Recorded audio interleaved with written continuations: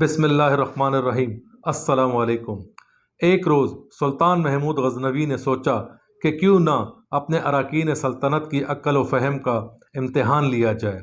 یوں سلطان محمود غزنوی نے شاہی خزانے سے ایک قیمتی ہیرا نکالا اور سب سے پہلے وزیر اعظم کو پیش کیا اور پوچھا، اس وقت اس گوہر شاہی کی قیمت کیا ہوگی؟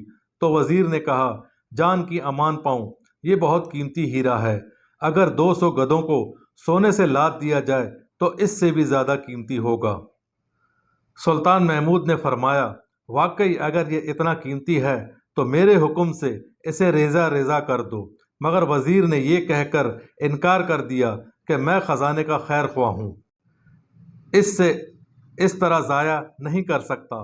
سلطان محمود بہت خوش ہوئے اور وزیر کو انعام سے نواز دیا۔ پھر دوسرے وزیر کو یہ ہیرا دکھایا اور اس کی قیمت دریافت کی تو وزیر نے جواب دیا، عالی جا، اس گوہر شاہی کی قیمت آپ کی آدھی سلطنت کے برابر ہے۔ خدا آپ کے اس موتی کو محفوظ رکھے۔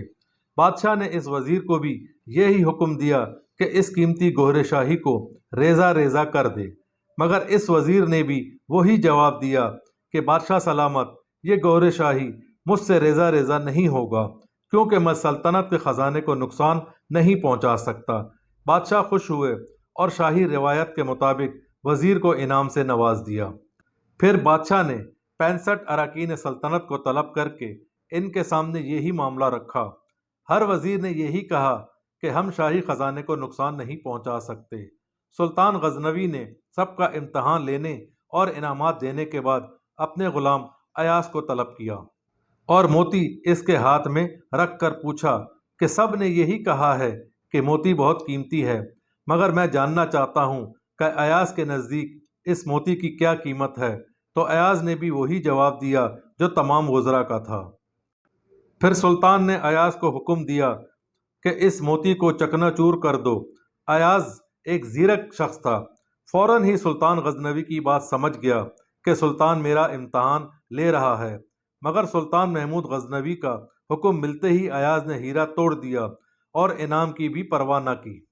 جیسے ہی ایاز نے گوہر شاہی کو توڑا، تمام وزراء یک زبان ہو کر شور کرنے لگے، ایاز کو برا کہنے لگے اور ساتھ ہی کافر جیسے القابات سے نواز دیا کہ اس نے اتنا قیمتی اور خوبصورت ہیرا توڑ دیا۔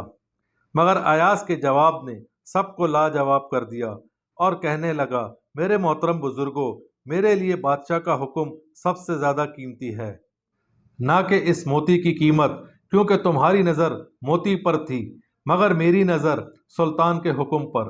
اگر میں بادشاہ کے حکم کو نظر انداز کر کے موتی کی قیمت کو دیکھوں گا تو بادشاہ کی محبت اور اطاعت میں شرک ہوگا، یعنی حاکم کا حکم سب سے بالا تر ہے، اس کی تعمیل ہونی چاہیے۔